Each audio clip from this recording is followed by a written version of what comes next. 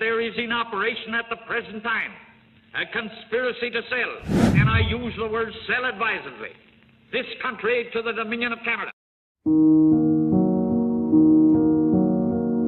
In 1949, Newfoundland stood at a crossroads. After centuries as a British colony and a brief, turbulent period of self-governance, the island faced economic ruin. The Great Depression and a struggling fishery had left families in poverty, and the future looked bleak. Confederation with Canada, decided by a razor-thin vote, was sold as a lifeline. Newfoundlanders were promised stability, opportunity, and a brighter future. Specifically, Canada dangled the prospects of universal health care, modern education, and widespread electricity, luxuries for many outport communities. These promises were powerful, swaying a skeptical population toward joining Canada. But even today, 75 years after Confederation, Canada still dangles the same carrots.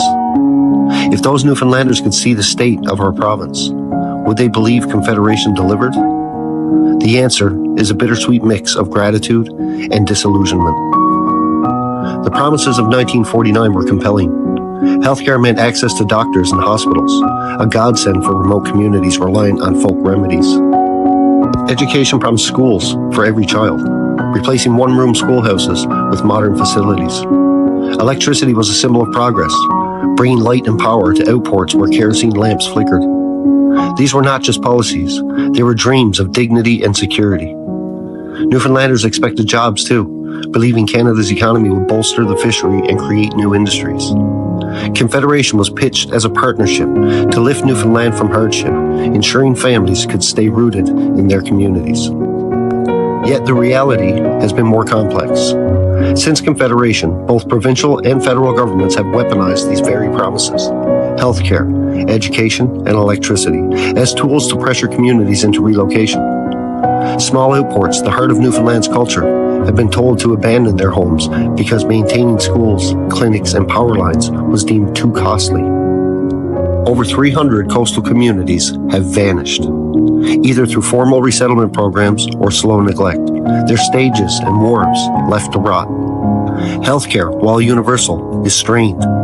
Rural clinics close, and patients travel hours for basic care.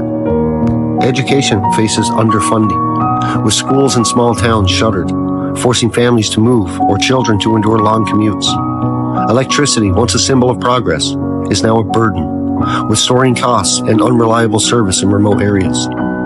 Fishery, expected to thrive, collapsed under the cod moratorium, and young people are forced to leave for work, draining our communities of their future. If those who voted for Confederation in 1949 were alive today, would they say this is what they were promised? Likely not.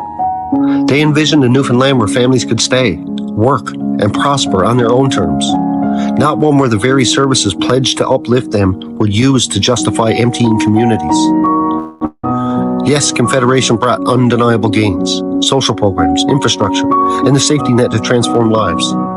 But the loss of over 300 communities, the dismantling of our culture, the outmigration of our youth, and the crumbling state of roads, hospitals, and schools betray the spirit of those promises.